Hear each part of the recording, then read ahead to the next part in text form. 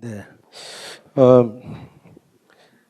정보가 하나 틀렸는데요. 저는 이학 박사가 아니고 교육학입니다. 교육학. 그래서 수학 박사는 싫어요. 예. 지난주에 강의를 좀 저도 들었고 또 오늘 강의 때문에 이제 흐름을 좀 파악하기 위해서 이제 계속 게시판을 들어가서 일강 소감문을 다 이제 읽어봤습니다. 그 중에 몇 분 얘기가 조금 이제 눈에 띄는데요. 솔향기 나무님인데 한 3, 4일 전에 이제 올리신 겁니다. 수동형 인간으로 애들을 만들고 있다. 이런 생각에 동의하고요. 그다음에 그 학습의 왕도는 이 상호작용이다. 부모와 상호작용. 근데 이거 이렇게 매개하면 다들 다른 과목은 이제 그런데 수학은 아니라고 생각하는데 수학도 똑같습니다. 수학이라는 게 꼭 누가 전문가가 이렇게 꼭 끼고 가르쳐야 되는 거 아니고 부모가 상호작용. 상호작용은 눈만 마주치면 돼요. 눈만 마주쳐도 되는. 그래서 애들이 복습을 해야 되니까 복습을 하는 데는 부모가 필요 없잖아요. 이미 학교에서 배운 거.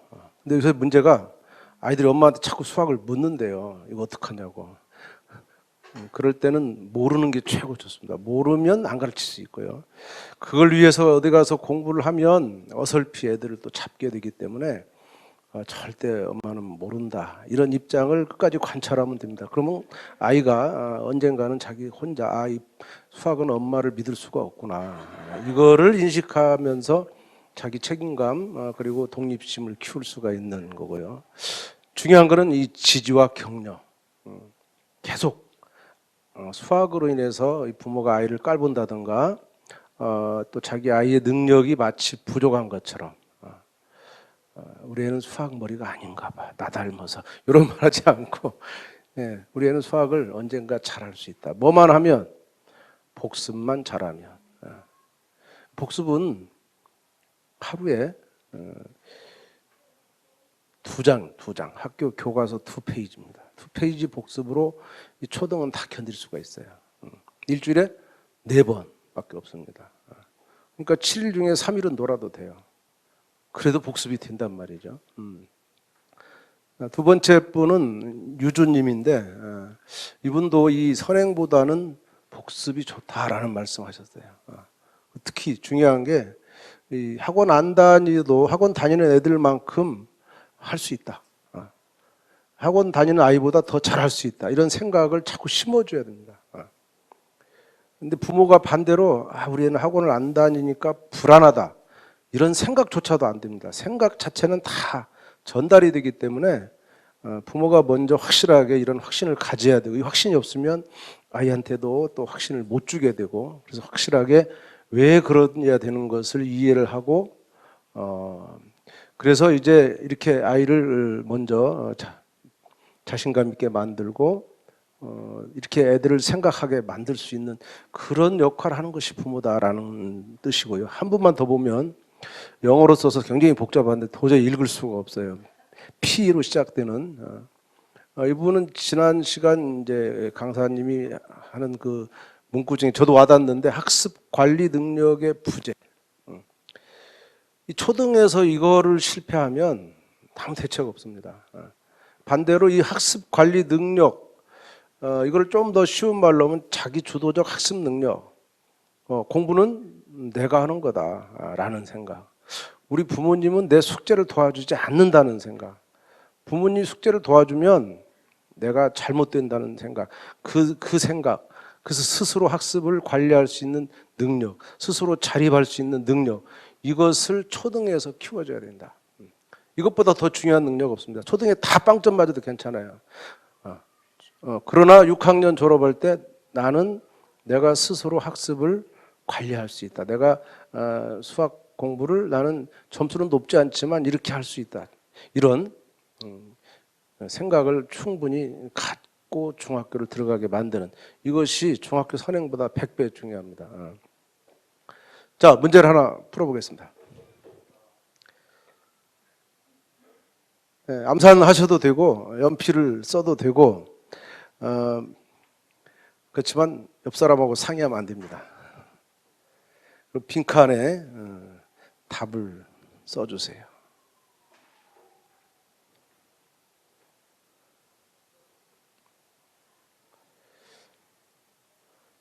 답 나왔죠?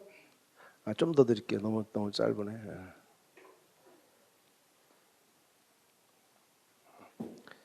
예, 한 분. 한 분은 안 쓰시고 머릿속에 다 있죠? 두 분. 네, 세 분. 네? 예. 자, 이 문제 나는 아직도 못 풀었다. 손 들어주세요. 아직도 못 풀었다. 다 푸셨죠?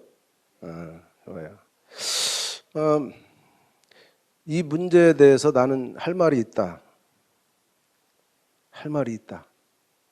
아무도 없어요? 예. 아무도 말하지 않는 이유는 답을 냈기 때문이에요.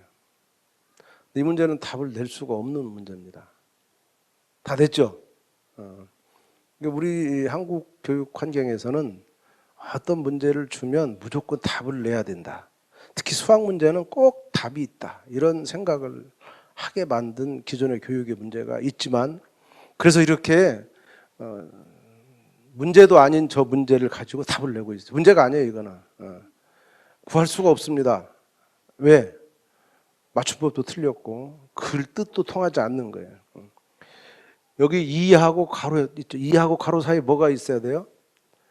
지금 곱셈이 있다고 인정하시잖아요. 근데 그런 수학이 없어요. 빠진 겁니다, 지금. 저것이 빠지는 바람에 저 사이에 덧셈이 있을지 뺄셈이 있을지 아무도 모르는 거예요. 그것을 정하지 않고는 이걸 구할 수 없는 문제입니다. 근데 인터넷에서 한 3, 4년 전에 이 문제가 막 떠돌았어요. 유명 연예인 이거 답 나 맞았다 틀렸다. 다 틀렸어요. 답이 없어요. 답을 구할 수가 없는 거예요. 맞춤법이 틀렸기 때문에 이것을 해석할 수 없어요. 이것이 무슨 문제다 말할 수 없는. 그런데 우리는 계산하면 어떤 분은 2라고 계산했어. 그분은 뭐냐? 여기 곱하기가 있고 그다음에 여기 바깥에 큰 괄호, 중괄호라는 그 괄호까지 자기가 상상해서 집어넣었어요. 그럼 2가 나옵니다. 어떤 분은 100보다 큰 수가 나온 분이 계세요. 그분은 뭐냐? 여기 있는 나눗셈과 곱셈을 다 인정하고 순서대로 한 거예요. 48을 2로 나눴어. 그럼 24가 나와. 그 다음에 괄호도 계산을 먼저 해야 돼. 괄호 계산하면 얼마입니까? 12죠? 그럼 24에다 12를 곱했어. 얼마입니까? 288이 나온다. 이렇게 계산하실 수 있어요. 이건 다 자기 마음대로 이 뜻에 안 맞는 해석을 해가지고. 그럼 정상적인 아이들, 외국 아이들한테 물어봤는데 외국 아이들은요. 손을 들어요. 왜? 여기 뭐예요? 물어요. 이게 묻는 게 한국 교육에서 없다는 이런 답에 대한 강박증 이런 게 있는 거죠. 제가 이 문제를 또 하도 심심해서 전철 안에서 한번 풀어봤어요. 그래 이제 인정하자. 우리나라는 이걸 곱하기로 인정할 거다. 중학교 올라가면 수와 문자 또는 문자와 문자 사이의 곱셈을 생략합니다. 그러니까 이 생략된 거를 곱셈으로 인정할 수, 저거는 수하고 수지만 수하고 수는 절대로 생략할 수 없는데 생략할 것처럼 가끔 선생님들도 실수로 쓰는 게 있고 시중에 문제집들이 이거를 무시하고 쓰는 데가 있어요. 그래서 그때 아이들이 그 문제를 많이 푼 애들은 곱셈이라고 생각하고 그 다음에 여기가 괄호가 없는데도 자기 마음대로 괄호를 생각하면 이렇게 할 수 있어요. 그럼 이제 2가 나오죠, 2가. 근데 제가 이거를 심심해서 위아래가 우연히 다 2배씩이에요. 그래서 이렇게 각각을 약분해 봤어요. 그랬더니 또 신기하게 분자는 22가 되고 분모는 11이 되는 거죠. 그 약분하면 또 2가 돼요. 답이 맞았어요. 이렇게 계산, 밑에를 이제 이렇게 인정하면 2가 나오는데 그 2가 또 저렇게 해도 2가 나와요. 이런 풀이를 보고 한국 학생들은 나 맞았다. 왜? 답이 맞았으니까. 근데 이건 과정상에 큰 문제가 있는 이 곱셈의 개념이 전혀 없는 그렇게 풀어도 답은 나오는 이런 문제가. 그래서 우리가 아이들을 채점할 때 집에서 돌볼 때도 해답만 보고 채점하면 해답은 우연히 맞을 수가 얼마든지 많은 것이 대부분의 한국 문제의 답은 1, 2, 3이 많아요. 그래서 뭐 내가 몰라도 1을 쓰면 맞은 것처럼 물으면 그냥 나 머릿속에서 했다 이렇게 할 수도 있죠. 자, 3A에서 A를 뺐어요. 3이 나왔다. 또 4A, 3A를 뺐더니 1이 나왔다. 자, 밑에는 왜 그러냐 물으면 걔가 뭐라고 답할지 예상하시죠? 어떻게 했어요? 얘는 4에서 3을 뺐고 A에서 A를 뺀 거예요. A에서 A를 빼니까 없어지고 4에서 3을 빼니까 1이 남은 거다. 여기는 A에서 A를 빼버리니까 3이 남았어. 얘는 얘만 못해요. 얘만 이 A 앞에는 1이 생략돼 있거든요. 그래서 3에서 1을 뺐어요. 그걸 안 뺐어요. 그러니까 얘는 좀 나은데 얘는 그것마저도 안 했죠. 하지만 둘 다 틀린 답이야. 예를 들면 이 아래 거는 얼마입니까? A죠, A. 제가 중학생 수백 명에게 물었습니다. 왜 A니? 왜 A니? 물었을 때 아이가 그냥 답을 낼 줄 아는 그런 정도에서 그냥 그렇게 하면 A 나와 이렇게 하다. 조금 더 집요하게 물으면 분배 법칙을 썼어요. 이런 말이에요. 분배 법칙. 그럼 제가 한 번 더 물어. 왜 분배 법칙을 썼니? 그러면 이런 때는 분배 법칙을 쓰는 거예요. 이유가 없죠. 이유가. 자, 잠시 이쪽을 보시면 화면 준비되는 동안 중학교에 올라가도 그렇고 초등학교에서도 나옵니다. A만 안 나올 뿐이고 이렇게 똑같은 문자가 있으면 그거를 묶어서 이렇게 숫자를 따로 이렇게 뺍니다. 이렇게 이걸 분배 법칙이라 그래요. 자, 여기는 곱하기로 생략할 수 있는데 왜냐하면 숫자하고 문자 사이기 때문에 생략이 된 거예요.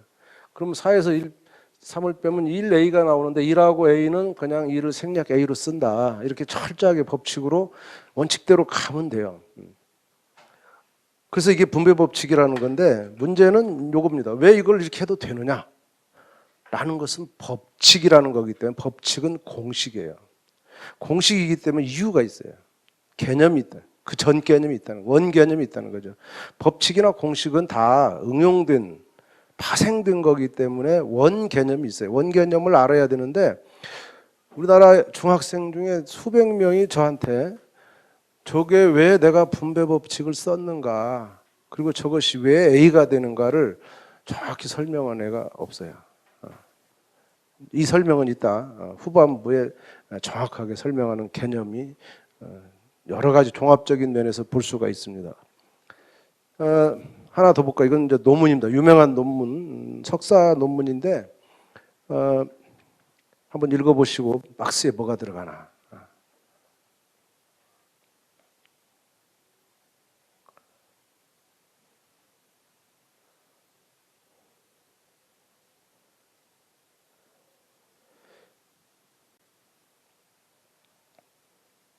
자, 이거는 중학교 1학년 역시 문제입니다. 중학교 1학년. 제가 중학교 1학년을 예로 드는 것은 앞으로 초등학생들이 적당히 공부해가지고 중학교 1학년 가면 다 이런다는 걸 제가 보여드리는 거예요. 우리 애들의 초등 공부가 중학교 올라가면 다 허당이다는 걸 보여주는 거예요. 자, 이런 문제는 교과서에 아주 널린 문제입니다.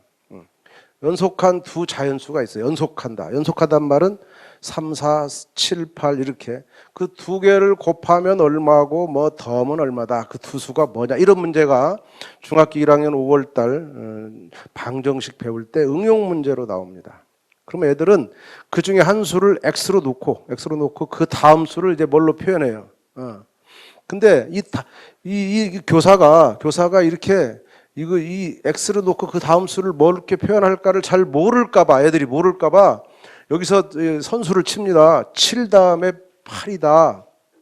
그러면 8이 뭐냐? 7에다가 2를 더해야 된다. 이렇게 아주 결정적인 힌트를 줬어요.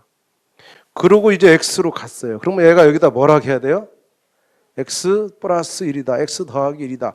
이렇게 말을 해야 되는데 애들은 y라고 한다. y. 이 답이 y입니다. y. 틀린 답이. x 플러스 1이라고 해야 되는데, 그런데 이렇게까지 결정적인 일을 더해. 야, 1 더하는 거야, 1. 할아버지가 손자한테 야, 1 더하는 거야, 이렇게 힌트를 줬는데 이놈이 x 플러스 1을 하라고 y 그래 버린 거예요. 이건 실제 수업 장면이에요. 이건 무슨 뜻이냐? 절대로 이렇게 결정적인 힌트로도 가르칠 수 없다는 뜻이에요. 이거는 교육학에서는 토파즈 효과라는 아주 나쁜 수업의 전형입니다. 결정적으로 그냥 다 해놓고 마지막 딱 애에게 하나만 시키는 거. 100을 가르쳐야 되는데 99를 선생님이 다 하고 딱 하나만 이렇게. 그런데도 그 하나를 못해요. 왜? 사실은 처음부터 했어야 되는데 그걸 안 했기 때문에 못하는 거예요. 7에서 8 가는 거나 x에서 x 더하기 1 가는 게 같은 것이라는 것을 그 아이의 사고에서 이것이 나왔어야 되는데, 선생님이 너무 친절하게 이렇게 다, 이거를 좀 비꼬는 말로 암죽식 수업이다.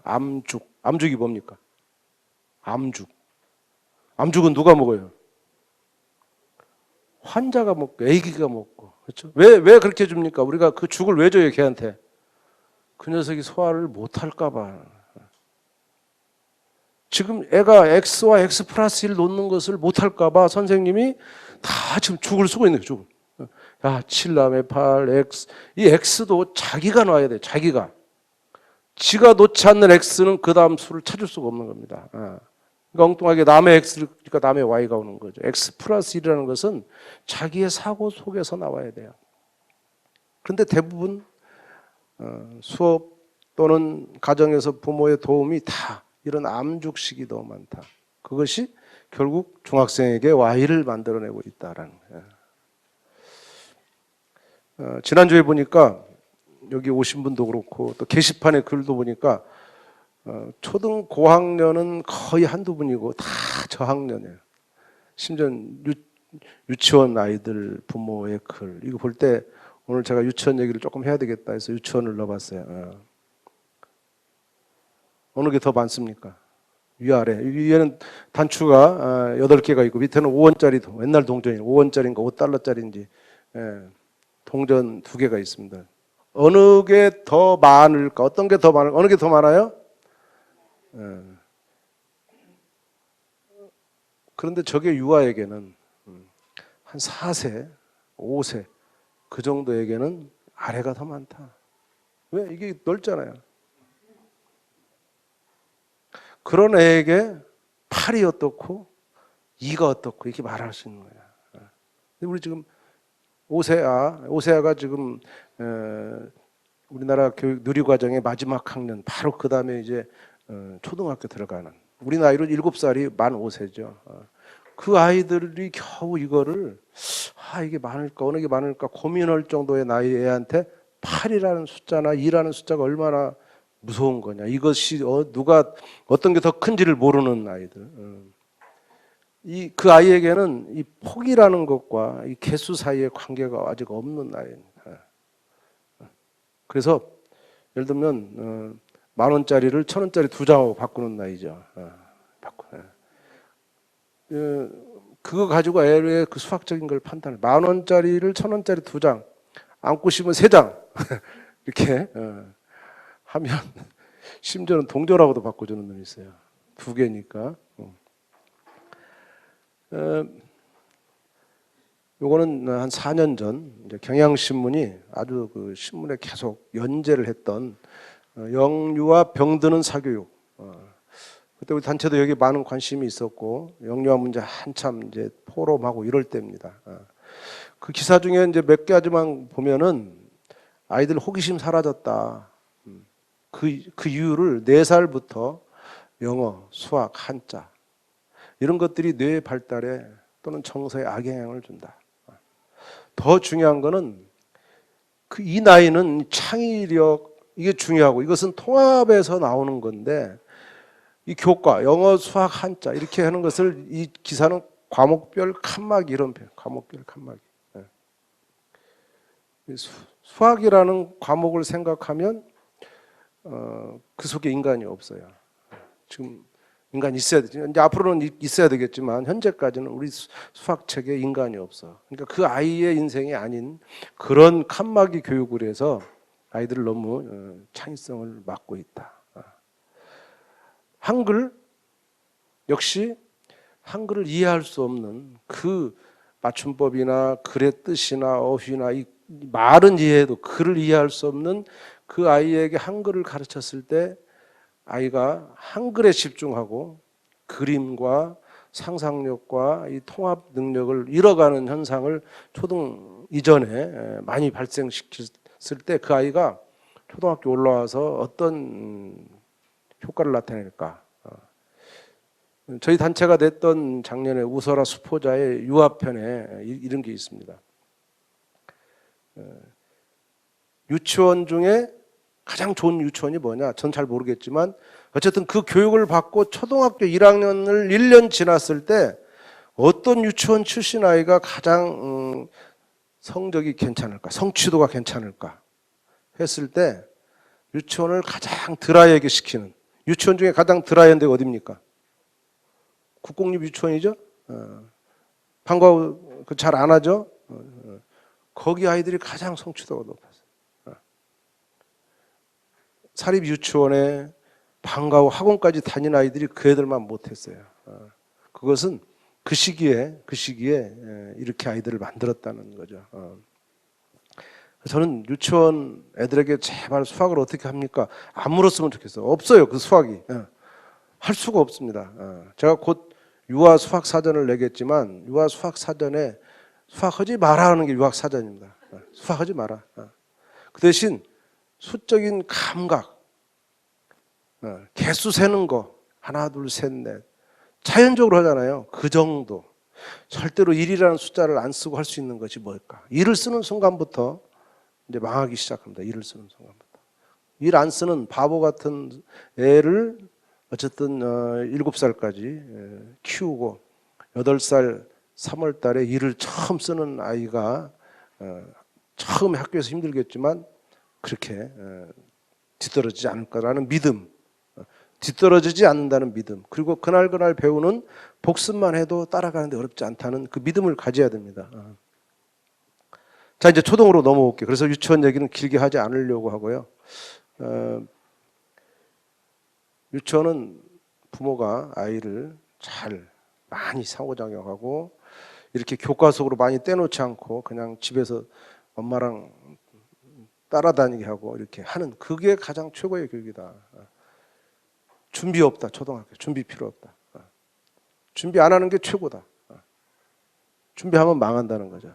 그 대신 초등 가면 이제 여러 가지 고비가 있습니다. 최고의 고비는 이 연산입니다. 연산. 이 연산이 우리 교육에서 갈수록 더 힘들어지고 있어요. 근데 연산이 정말 중요한 교육이에요. 연산을 하지 말라는 게 아니고 연산을 잘해야 됩니다. 이 잘한다는 말은 빨리란 말이 아니에요. 정확하게 해야 돼요. 정확하게. 하나를 풀어도 정확하게. 덧셈과 곱셈 이게 초등학교 1, 2학년이에요. 초등학교 1, 2학년의 덧셈과 곱셈은 그저 좀 더 하다가 갑자기 곱하는 게 아니에요. 엄청난 사고의 차이가 있습니다. 곱셈을 왜 만들었느냐? 곱셈의 개념이죠. 초등학교 1, 2학년은 곱셈을 집중하는 건데 그게 사고에서는 엄청 점프가 일어나는 거죠. 예를 들면 하나 둘 셋 넷 세다가 드디어 이제 곱하는 순간이 옵니다. 2학년 되면 이제 곱셈을 1학기 때 시작해요. 거기서는 뭐냐면 똑같은 예를 들면 마트나 이런 데 갔을 때 물건이 쫙 진열되어 있는데 뭐 4개씩 한 7줄이다. 그러면 어떤 애는 하나, 둘, 셋, 넷, 다섯 이렇게 셀 수도 있겠지만 어떤 애는 4, 8, 12 셀 수도 있죠. 그걸 좀 뛰어넘으면 4, 8이 32 이렇게 갈 수도 있단 말이죠. 이 사이의 간극은 엄청난 거예요. 이거를 초2 때 아주 그냥 마트에서 하루 종일 놀게 해도 배울 수 있어요. 그렇게 구구단을 익혀야 되는데 학교에서 잠깐 구구단 익힌 듯 싶으면 집에 와서 이제 암기를 시키기 시작하고 그렇게 해서 큰 아이들이 5학년쯤 가면 큰 문제가 생겨요. 제가 5학년 교실을 가끔 가서 컨설팅하고 이럴 때 5학년 수업에서 제가 도형 수업을 하는데 정팔각형이 정팔각형. 정팔각형은 이렇게 생겼습니다. 그렇듯해요? 정팔각형을 인정해 주세요. 여러분 나오면 더 잘 못 그립니다. 선생님이 이거에 둘레의 길을 봐라. 둘레의 길을 봐라. 근데 문제집에는 책에는 정팔각형이니까 여기에 하나만 6cm에 서 있어요. 하나만. 자, 둘레의 길이 9에 그때 어떤 애가 손을 들었어요. 선생님, 나머지 7개는 왜 없어요? 선생님 답변이 뭐겠어요? 정팔각형이야. 정팔각형이 뭡니까? 8개의 변의 길이가 똑같고 또 있어요. 또 8개의 각의 크기가 다 똑같아야 돼. 이 두 가지 조건을 갖춰야 돼. 어쨌든 지금은 8개의 변의 길이만 같으면 돼요. 그런데 그 아이는 정팔각형이라는 말을 들어도 8개가 똑같다는 사실이 인지가 없어서 나머지도 다 써달라 한 거예요. 이렇게. 이런 현상은 직사각형에도 나타납니다. 직사각형도 2개만 가로하고 세로만 줍니다. 그럼 2개가 비었어요. 그때 또 손든 애가 왜 2개는 안 주냐 이렇게 시비 건 애가 있어요. 5학년 교실에서. 어쨌든 그거는 이제 이 도형의 성질을 잘 몰라서 그런 거고. 또 어떤 애는 이거를 푸는데 이거 어떻게 풀어야 돼요? 둘레 길이 얼마입니까? 그렇죠? 이렇게 하면 끝날 일이에요. 구구단으로. 그런데 어떤 애가 제 앞에 있던 애가 이렇게 합니다. 아주 열심히 이게 변마다 다시 써요. 왜 쓸까요? 걔는 더 하려고 쓰는 거예요. 다 쓰고는 더 하기 시작해요. 더하면 얼마? 더하면 얼마? 이렇게. 그래서 마지막 얼마 나올까요? 다 더하면 48 나왔어요. 답이 나왔어요. 제가 수업을 방해할 수가 없어서 기다렸다가 끝나고 애한테 물었어요. 68은? 그때 얘가 48. 그러는 거예요. 구구단을 외우고 있어요. 근데 이러고 있어요. 이 아이는 어떤 아이일까요? 이런 아이는 개념이 없는 아이다. 개념이. 곱셈의 개념이 없다. 외웠다 그냥. 이렇게 그냥 외운 거는 못 써먹습니다. 결정적인 순간에 못 써먹어. 그러니까 자기 것이 아니야. 그래서 애들이 책을 그대로 외운다고 되는 것도 아니고 책에 나온 문제를 막 잘 푼다고 되는 것도 아니고 그것이 필요한 순간에 길 가다가도 엄마 이거 곱셈이야 이렇게 말이 나와야 돼요. 거기서 계속 더 하고 있으면 답답하죠. 그 답답함을 곱셈으로 극복해야 되는데 그냥 답답한 생을 사는 거예요. 그래서 차원이 다른 생입니다. 이 덧셈 인간하고 곱셈 인간은 차원이 다른 인간이에요. 차원이. 그 정도로 이 연산만 가지고도 얼마든지 사고가 다를 수 있어요.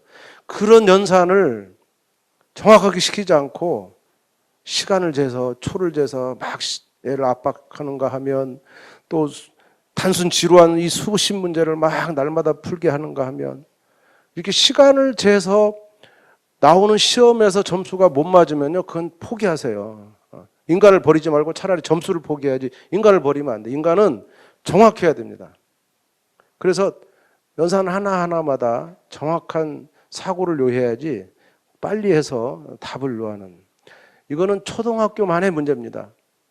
중학교부터는 연산 시험이 없어요. 이렇게 빠른 속도를 요하는 시험 문제 하나도 없어요. 따라서 중학교 이후에 아이가 시간 내 문제를 못 푸는 것은 개념이 없어서 그런 것이지 연산의 문제가 아닙니다. 단 초등학교는 문제가 있다. 1, 2, 3, 4학년은 연산이 50%입니다. 그래서 그때는 연산이 문제가 돼요. 그럼 어떻게 극복하냐? 연산 시험은 과감하게 틀리자라고 극복해야 돼요. 그리고 정확성을 기하는 것으로 넘어가야 돼요. 그런데 애가 연산을 이렇게 개념 있게 이렇게 안 하고 개념 있게 하면요, 속도가 금방 빨라집니다. 그러니까 연산의 속도는 개념의 힘으로 커버해야지 연산에 훈련으로 커버하면 안 돼요. 물론 저도 연산 훈련해요. 저도 계산은 직업이다 보니까 막 빨리 계산하는 법을 하는데 그거는 제가 필요하면 하는 거예요. 제가 스스로. 근데 그걸 억지로는 안 되는 겁니다. 제가 필요하기 때문에 하는 거예요. 필요하기 때문에. 그리고 훈련하면 좀 낮아요. 분명히. 그렇지만 훈련의 문제는 뭐냐면 잘못하면 훈련하면 자꾸 이 사고가 줄어든다는 걸 아셔야 돼요. 훈련은 사고를 줄이는 겁니다. 사고를 안 하는 거예요. 사고 안 하는 인간이 돼요. 그래서 저도 훈련하다가 자꾸 멈추고 안 하고 일부러 천천히 하고 일부러. 그래야 제 머리가 훨씬 더 활력이 있어져요. 두 번째 고비는 이 분수하고 나눗셈. 이것을 우리 다룰 겁니다. 분수 나눗셈의 이 3학년 고비. 이건 주로 저학년이라 하면 3학년 때 가장 큰 위기가 이 분수와 나눗셈. 어떤 분이 3학년 부모가 저한테 카페에 질문했어요. 우리 애가 분수하고 나눗셈이 같은 거냐고 자기한테 물었대. 이런 애도 있어요. 자기 답변을 못했대요. 왜? 교과서 아무리 쳐다봐도 분수랑 나눗셈은 같은 거다 이런 말이 없어요. 근데 애는 같다고 생각한 겁니다. 그럼 실제로 분수와 나눗셈은 같은 걸까요? 네, 이따가 보겠습니다. 5학년 가면 이제 넓이와 부피. 이 넓이와 부피를 잘못 공부하면 아주 저질 공부하게 돼 있어요. 저질 공부를 하면 넓이를 구한다고 밤새 공부했는데 넓이를 구하는 게 다 공식입니다. 결국 그 5학년에 넓이의 개념을 이해하지 못하고 결국 넓이를 구하는 문제만 수십 문제, 수백 문제 풀다가 겨우 한 2학년, 3학년 수준의 낮은 수준의 공부로 5학년을 마치는 이런 현상이 벌어져요. 넓이와 부피는 계산하는 게 아니에요. 뭐 곱하기 뭐 이게 아니 이건 하나도 몰라도 괜찮아요. 넓이라는 것이 뭔가를 알아야 돼요. 그것을 모르고 아무리 계산해도 결국 고등학교 올라가서 적분이라는 걸 할 수가 없어요. 적분이 넓이를 구하는 겁니다. 근데 고등학교 적분은 곱셈으로 하지 않아요. 그러니까 넓이의 개념으로 하는 거죠. 그래서 이 넓이의 개념이 있는 아이가 넓이 문제에서는 빨리빨리 못 풀어서 연산이 느려서 못 풀었을지 몰라도 적분은 할 수 있다. 고등학교 때 잘해야죠. 고등학교 때. 그다음 가장 중요한 이 비와 비율 6학년 때. 이 비와 비율은 이후 중학교, 고등학교 전체를 지배합니다. 그렇게 보면은 이 5, 6학년에 배우는 이 넓이, 부피 개념과 비와 비율 이 두 가지 개념이 정말 중요한 5, 6학년인데 우리나라의 5, 6학년은 어떤 거냐? 5, 6학년 자녀가 있는 부모님들 지금 마음이 어때요? 우리 애가 5학년 됐어, 6학년 됐어. 그럼 마음이 어때요? 바쁘죠. 뭐가 바쁩니까? 내년에 중학생인데. 아니 중학생 되면 성적이 막 30점씩 떨어진다는데 막 이런 거 막. 그러니까 뭐야? 옆집에서 말 들었어. 그렇게 했다면 큰일 나. 나 믿었다가 큰일 났어. 이렇게 하면 이제 5, 6학년에 자기도 모르게 중학교 1학년 책을 애 가방 속에 집어넣는 거죠. 그럼 애가 학교는 5학년, 가방은 몇 학년이에요? 중1 이렇게 되는 거죠. 그럼 애가 중1 공부를 열심히 하겠어요? 5학년 걸 열심히 하겠어요? 당연히 중1 걸 열심히 하죠. 왜? 거기에 돈이 있으니까. 저 엄마 거기다 돈을 썼으니까 엄마도 그거 강조하지. 학원 가 열심히 해라. 학교 가서 열심히 해라는 말 안 할 거예요. 왜? 학원 가서 열심히 해야 되니까. 그래서 이 5, 6학년의 이 넓이 부피 개념 그리고 비와 비율 개념이 형성도 안 된 채로 중학교 선행으로 가버리면 평생 고등학교까지 공부 미천을 다 날리는 거예요. 5, 6학년만큼은 절대 선행하지 마세요. 저는 4학년 때 고등학교 공부, 4학년 때 차라리. 그리고 5, 6학년은 초등학교에 집중해야 돼. 그 정도 극단적으로 말할 정도로 3, 4학년까지 별 볼 일 없는 그런 개념 속에 있을 때 차라리 선행을 하지 5, 6학년 이 중요할 때 그 학교 공부를 소홀히 하고 복습을 소홀히 하고 학교 오자마자 애를 쫓아서 학교에서 배운 거 복습도 안 하고 또 중학교 1학년 공부로 보내면 이거는 밑 빠진 독에 물 붓는 거다. 앞으로. 중학교 올라가서 아무리 부어봤자 쌓이지 않아요. 왜? 이게 없으니까. 자, 연산 문제 한번 볼까요? 연산은 영업사원. 뭐 영업사원이 누군지는 아시죠? 경험 있으신 분, 영업사원 상대한 경험 없나요? 앞으로 만날 겁니다. 연산학습지를 가르치는 분들을 이렇게 영업사원이라고 하고, 그분들을 한번 딱 연산학습지에 진입하는 순간부터 빠져나오는 거는 정말 어려운 일이다, 이렇게 말씀들 하세요. 왜? 그분들이 막 엄마들을 비난합니다. 나갈라 그러면. 오히려 요새 연산학습지를 국가기관에서 많이 해놨어요. 에듀넷 등에 잘 준비해놔서 거기 있는 거 받아서 해도 돼요.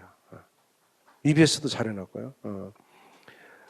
예를 들면 이런 겁니다. 자, 213 빼기 97 얼마입니까? 암산되죠?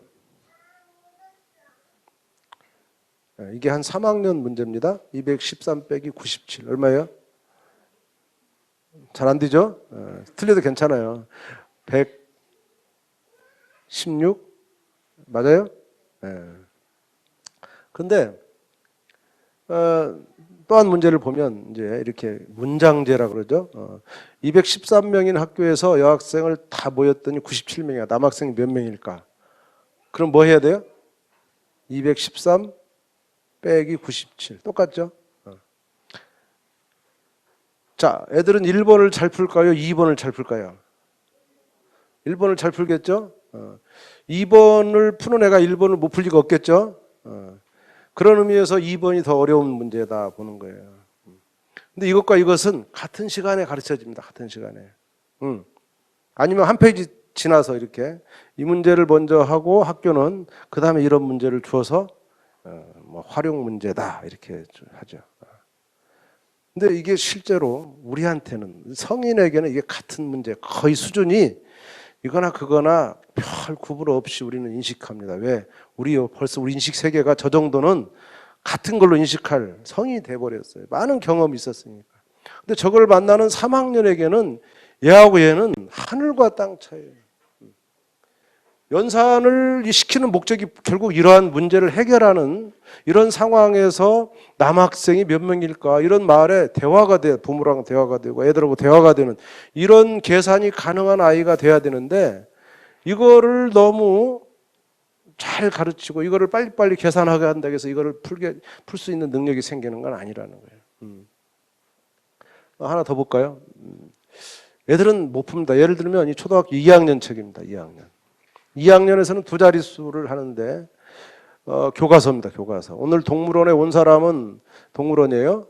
어린이가 35명, 어른이 18명이야. 엄마들이 따로 왔나 봐요. 모두 몇 사람입니까? 모두 몇 사람입니까? 그랬어요. 답은 나왔죠? 얼마인지 몰라도 제가 수업을 가서 보고 있는데 내 앞에 있던 아이가 이렇게 썼어요. 자, 모두 몇 명입니까? 35 빼기 18을 썼어요. 제가 놀란 거는, 자, 5에서 8을 빼야 돼요. 그렇죠? 밑에가 크니까 3에다 쫙 긋고 2라고 쓰고 10을 이쪽으로 옮겨서 썼어요. 그래서 15에서 8을 빼서 7, 2에서 1 빼서 1, 그래서 17, 이거 17을 썼어요. 이 아이는 연산이 아주 정확한 아이입니다. 그렇죠? 연산에서 가르치고자 하는 절차나 방법을 아주 잘 배운 아이예요. 근데 이 아이가 이 문제를 못 풀고 있단 말이에요. 실제로 이 밑에는 어린이는 어른보다 몇 명 더 많습니까? 여기에서 얘는 더 하고 있었어요. 왜 더 했어요? 더. 더 보이죠, 더? 근데 그래서 이것을 왜 뺐는지 잘 모르겠어요. 모두란 말을 이해하지 못한 아이예요. 모두. 근데 얘가 풀었어요. 제가 걔를 제 앞에서 유심히 풀었어요. 애들을 돌아보니까 답이 틀려. 애가 풀고 봤어요. 자기만 답이 틀린 거야. 근데 선생님이 다 푼 사람 가지고 얘가 들고 나갔어요. 애들이 서너 명 줄을 서 있어요. 또 보니까 또 틀려, 자기가. 얘가 줄 섰다 다시 돌아왔어. 그러더니 여기 보세요. 여기 줄 친 거 보세요. 얘가 계속 줄을 치는 거야. 읽고 또 읽고 이렇게. 그렇지만 안 고쳤어요. 계속 읽어봐도 저 문장을 이해하지 못해. 근데 이 아이는 연산 훈련을 엄청 받은 거예요. 이와 같이 연산이라는 것이 아무 맥락 없이 이렇게 그냥 가르쳐줘도 되는 거 아니다. 연산을 배워도 쓰지를 못하잖아요. 연산의 개념이 없는 거다. 그래서 정확한 맥락과 함께 가르쳐줘야 된다. 배웠긴 했지만 대충 공부한 거고, 특히 문장 이해력, 이게 부족하다. 이 문제는 여기서 어디서 생겼냐면 절차적인 이런 연습. 절차적인 연습이 뭡니까? 뺄 때는 이렇게 뺀다. 긋고 십을 쓰고 이런 것은 아주 잘 되어 있지만 그런 것을 심하게 할수록 개념이 도태된다는 소리예요. 생각이 없어. 이해력이 더 도태되고. 반면 이런 문제집 혹시 보셨나요? 자, 이게 세 자리 더합니다. 갑자기 140 곱하기 5. 갑자기 빼. 또 곱하겠다가 더해. 우리나라는 이런 문제집이 별로 없어요. 우리나라 게 아니에요. 아니다는 증거가 여기 피니시가 뭐냐면 이 스키장 끝 지점에 끝. 저쪽 입장에서 보니까 거꾸로 썼죠. 복사 잘못한 게 아니고 오른쪽에는 스키장에서 막 애들이 내려옵니다. 지금. 이거를 저는 돌출 연산학습이다. 돌출이란 건 뭡니까? 막 바뀌어요. 갑자기. 그래서 애가 이거 하다가 이거 하면 사고가 확 바뀌어요. 그죠? 더 해야 되는데. 근데 우리 연산학습지는 이게 한번 나오면 다 그걸로 도배합니다. 그럼 뭐냐면 똑같은 일을 단순하고 지루하게 계속 반복하는 거예요. 이렇게 똑같은 일을 몇 번 반복하면 머리가 어떻게 되냐면 자동화돼요. 사고가 안 일어난단 말이죠. 예를 들면 운전 면허증을 가지고 처음에 운전한 분들은 아주 조심스럽게 운전하지만 상당히 숙달되면 어떻게 해요? 눈 감고 하죠? 이거 안 보죠? 기어 같은 것도 옛날 기어 면허할 때도 처음에는 막 보고하고 막 이랬지만 자동화돼 버리면 그때부터 사고가 무의식입니다. 무의식은 공부는 안 돼요. 다른 건 몰라도 운전은 무의식해도 되지만 공부는 무의식으로 하면 안 돼요. 공부는 하나하나가 다 머리를 돌려야 되는 거예요. 그렇지 않으면 낭비입니다. 시간 낭비입니다. 수학은 하나하나가 다 머리를 회전시켜야 되고 사고를 해야 돼요. 그래서 이것이 한번 나왔다 해서 계속 반복해버리면 첫 문제 풀 때 사고했다. 그 다음부터는 자동으로 돌아가기 때문에 그런 연산학습은 머리를 나쁘게 하는 거예요. 시간만 낭비되고 더더욱이 수학을 아주 지루한 과목으로 느끼게 하고 쓸데없는 과목으로 느끼게 합니다. 그렇게 나쁘고 부정적인 인식을 심어줘서 애한테 해가 되는 득되는 거 있어요. 하나. 그 순간에 보는 학교 시험은 잘 봐요. 그렇죠? 중간고사 이런 데는 높은 점수를 받을 수 있지만 그 이후 한 달 후에 이건 다 사라지고 말아요. 자, 연산 좀 더 볼게요. 3명이 21개의 풍선을 나누어 가지면 한 명이 몇 개 가집니까? 네, 계산됐죠? 자, 그 다음 문제 풀어볼게요. 이건 몇 개예요?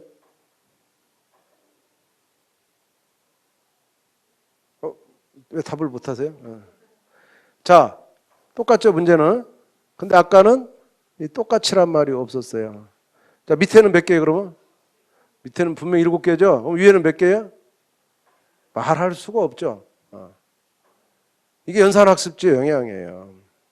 애들은 나눈다는 말 3, 21 이렇게 보면요 다 필요 없어요. 3하고 21만 봐요. 나눠버려요. 나눌 때도 되게 큰 수로 작은 수를 나눠요. 21 나누기 3이야. 이 문제는 무조건 21 나누기 3이야. 답이 7이야. 그러나 나눈다는 것은 똑같이란 말이 없으면 나눗셈이 아니에요. 저 위에는 분배라는 한문을 분배, 나눠주는 거예요. 그러면 저 21개 풍선을 그냥 7명에게 아무렇게나 나눠주는 거예요. 그럼 한 사람은 몇 개 받아요? 어떤 사람 1개 받고 어떤 사람 10개 받고 이쁜 사람은 21개 다 줄 수도 있고 그런 거죠. 이런 거를 분배라는 아주 어려운 고등학교의 4점짜리 수능 문제입니다. 그리고 우리나라 대한민국에서 이거를 잘 풀 수 있는 애들은 10%가 안 돼요. 저 문제 1번 문제 푸는 애들은 10%가 안 돼요. 그렇게 어려운 문제를 그냥 21 나누기 3 하면 안 되죠. 그래서 초등에서는 반드시 나눌 때 이 똑같이란 말을 써주고 그렇게 나눌 때만 나누셈이라고 해요. 나누셈 개념은 나누는 게 아니고 똑같이 나누는 거예요. 이 개념, 이게 연산의 나누셈의 중요한 개념인데 이것을 배울 때는 배우다가 언제 사라지냐면 연산 훈련하는 순간 사라져요. 왜? 그때는 똑같이가 필요 없어. 다 그냥 나누셈만 하면 되니까. 매 나눌 때마다 천천히 똑같이 나누나? 내가 똑같이 나눴나? 똑같이 나눠야지. 이거를 그냥 계속 무한 반복을 해야 되는데 그럴 틈이 없이 그냥 21 나누기 3, 21 나누기 36 나누기 9 매 이런 거만 한다는 거죠. 자, 근데 또 하나 물어볼게요. 자, 20명이 10개의 빵을 똑같이 나눴어요. 몇 개씩이야? 네. 이 순간에 또 아이들은 20 나누기 10을 하고 있어요. 그게 아니고 10 나누기 20을 해야 돼요. 답은 반개입니다. 반개. 2개가 아니고. 똑같이란 말에 주의를 해도 결국 이 숫자보다 더 중요한 것은 맥락이라는 거죠. 지금 뭐를 몇 명이 나눠주나가 중요한 건데 20과 10이 중요한 게 아니에요. 이렇게 나눗셈 하나의 연산만 가지고도 머리 써야 될 게 한두 가지가 아니에요. 이거를 훈련으로 된다고 보시면 안 됩니다. 이거는 아주 차분한 주의력과 또 개념을 계속 고민하는 그 속에서 해결한다. 중학교 올라갔어요. 6학년 때도 나옵니다. 6학년에 지금 농도를 직접 책에서 다루진 않지만 6학년 책에 농도를 다룰 수 있습니다. 비율이기 때문에. 근데 이게 이제 6학년에서 어렵다 그래서 중학교 1학년으로 농도를 올려라 말로 올라갔다가 또 그것도 어렵다 지금은 책에서 없앴어요. 그렇지만 아직도 일부 교과서는 다루고 있습니다. 근데 문제집에는 빠지는 문제집 없어요. 중학교 1학년 문제집은 다 나옵니다. 제가 갔던 학교는 사실은 중학교 1학년이었는데 애들이 이걸 쭉 풀고 있었어요. 일부러 이 선생님은 소금물을 똑같이 100g 똑같이 줬어요. 6%, 8% 합쳤다 더하면 농도가 얼마냐. 성인들의 상식은 다 있어요. 그죠? 멀쓱 다 계산되지만 애들의 계산은 놀랍도록 14%가 나옵니다. 왜 그러니? 그랬더니 더 했다며요. 이게 농도라서 그런가? 그게 아니에요. 그죠? 커피에다가 물을 타서 또는 설탕을 타고 커피를 탈 때 농도가 있죠? 설탕을 몇 숟갈 넣냐. 이런 문제에서도요, 많은 논문에서 애들이 여지없이 무너져요. 주스, 애들한테는 주스를 주죠, 주스.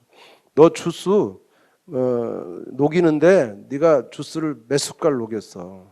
근데 물 몇 숟갈이야. 그러면 어느 주스가 진하니? 이렇게 묻는 실험에서 정말 놀랍도록 못해요. 이 두 가지 개념만 들어가면 못해요. 두 가지. 왜? 물하고 주스의 비율이잖아요. 물 3개에다가 주스 3개 넣었어. 자, 죄송합니다. 제가 진짜 놀란 거는 주스 3개에다가 물 4개 넣었어. 물 8개에다가 주스 8개에다가 물 10개 넣었어. 누가 진합니까? 계산이 좀 어렵죠. 이게 주스고요. 이게 물이에요. 누가 진해요? 오른쪽 왼쪽. 이거는 80% 75%예요. 근데 내가 갔던 중학교에서요. 애들이 다 이걸 찍었어요. 이거 찍은 놈이 없어요. 물었어요. 야, 왜 그거니? 그랬더니 여기는요, 주스 하나만 더 넣으면 똑같아진대. 근데 하나 더 넣어도 얘가 많대. 제가 녹화해놨어, 녹화. 100만 불짜리 답이다. 비율 개념이 없어요. 비율을 숫자로 봐요. 예? 비율로 한번 두 숫자를 동시에 볼 능력이 없어요. 그 이유는 그 아이들이 5, 6학년을 제대로 소화 못했다는 거예요. 아주 유명한 중학교 아이들인데 더 하고 있어요. 농도라는 비율의 개념이 처음. 우리는 감으로라도 저 사이가 나올 거다라는 이 성인의 지식과 아이들의 지식은 너무나 차이가 많아요. 이게 다 연산의 문제입니다. 자, 이제 중학교로 조금 고민할게요. 중학교 가면 어떤 일이 벌어지나. 초등학교에서 중학교 갈 때 이런 것 때문에 초등교육이 어떻게 해야 되는가 고민되는 건데, 초등수학은 직관적입니다. 직관적이란 말은 그럴듯하면 돼요. 논리가 별로 없어요. 이게 큰 문제입니다. 근데 중학교 올라가면요, 아주 엄격해요. 그거는 직업상 중학교 선생님들은 수학을 전공한 사람들이고 초등 선생님들은 수학을 전공한 건 아니에요. 그 차이가 아주 그대로 수업이나 책이나 다 드러납니다. 교과서마저도 그래요. 중학교 책은 첫 장부터 그냥 논리투성이에요. 논리투성이. 한 자도 틀린 자가 없어요. 근데 초등학교 책은 논리로 중학 선생들이 올 때는 순전히 다 이상한 것들이야. 말도 안 되는 글들이야. 그렇게 초등 수학책입니다. 저는 이 두 개의 접합점에 초등이 있어야 된다. 초등이 이렇게 너무 직관적으로만 가면 안 돼. 그렇다고 중학교처럼 아주 엄격히 가면 너무 또 드라이해서 힘들어요. 그래서 그 두 가지가 다 갖춰져야 돼. 초등에서 수업마다 시작은 직관적으로 가더라도 마지막 결론은 논리적으로 끝나야 돼요. 아주 엄격하게 끝나야 돼. 그것을 초등부터 안 하면 중학교 올라가서 애들이 딴 세상을 간다고요. 왜 중학교는 수학 너무 싫어, 무서워, 막 선생님 피도 안 나게 생겼어, 막 이런 말이 중학교 선생님들이야. 프랑스 사람이 쓴 책 수학 내 친애하는 공포요. 이 책 보면요, 그 프랑스 사람이에요. 심리학자입니다. 그 사람이 애들 심리 상담을 쓰는 거예요. 우리 애들이 본 수학 선생은 화장실도 안 가는 사람, 피도 안 나는, 밥도 안 먹는 사람. 인간으로 안 봐, 인간으로. 이 화장실이라는 거는 인간의 약점입니다. 화장실이. 그죠? 화장실 안 간다는 말은 수학 선생님들이 화장실 안 간다는 말은 인간이 아니라는 소리예요. 절대 그 흐트러짐이 없고 약점이 없어. 무서워. 그럴 정도의 수학이 중학교 수학이에요.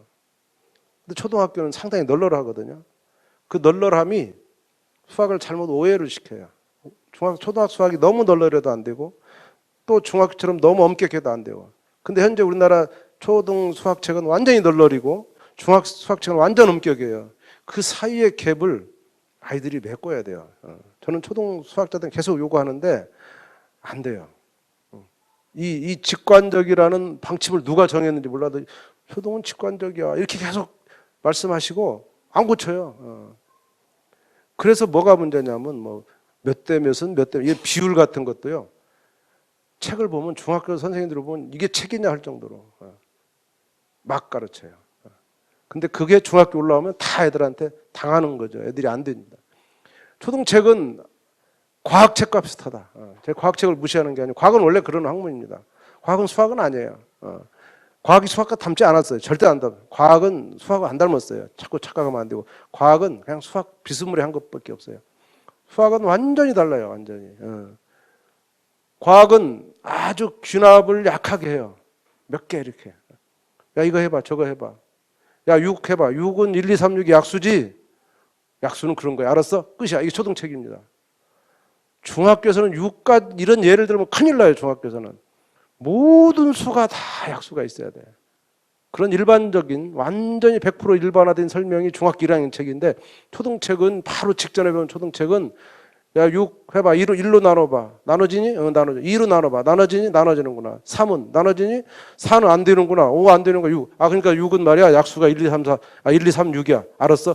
이런 걸 약수라게. 끝. 이게 이런 말은 중학교에 있을 수 없는 건데 초등책은 있어요. 그래서 한두 개로 그냥 예시 들고 그러다 보니까 우리 애들이 중학교 올라와서 야 원주율이 뭐니? 제가 물으면 애들이 3.14요. 이렇게 말하는 거예요. 원주율의 한 예가 3.14인데 원주율이 뭐냐? 이렇게 물었을 때는 원주율이 뜻이 뭐냐? 이렇게 말을 하지 않고 3.14다. 한 번 더 물으면 파이다. 이렇게 말하는 거죠. 제 질문이 파인가요? 중학교 가면요 참것이 너무 정확해요. 이 수학의 유명한 논리학인데 전칭 명제. 전칭이란 말은 전체라는 거예요. 전체가 다 통틀어서 맞아야 돼요. 그래야 참여해요. 그 중에 하나라도 이상 있으면 그건 참이 아니에요. 인정하지 않습니다. 수학은 여유가 없어요. 여유가. 여유가 있을 때는 반드시 한정사를 써야 돼. 한정사는 이럴 때만 된다는 말을 쓰지 않으면 틀린 말이 돼요. 수학은 몇 가지 예로 되지 않습니다. 그리고 안 되는 거는 반드시 반대되는 예를 표시해서 아니라고 말을 해줘야 돼. 이 세 가지 논리가 중학교 1학년에서 아주 명확하게 가르쳐지는데 이런 말을 우리 어른도 잘 몰라요. 그렇죠? 지금 우리 성인들의 세계에 저런 용어가 없어요. 근데 중학교 1학년 책에는 저게 다 들어가 있어요. 첫 시간부터 그냥. 야, 너 그렇게 말하면 안 돼. 항상. 교과서는 항상이란 말을 써요. 어떤 때는 이렇게 쓰고요. 안 되는 예, 이렇게. 어쨌든 초등의 차이와 중학교는 이 교사들의 전문성, 수학에 대한 전문성 차이는 어차피 존재하는 건데 이것을 어떻게 극복할 거냐.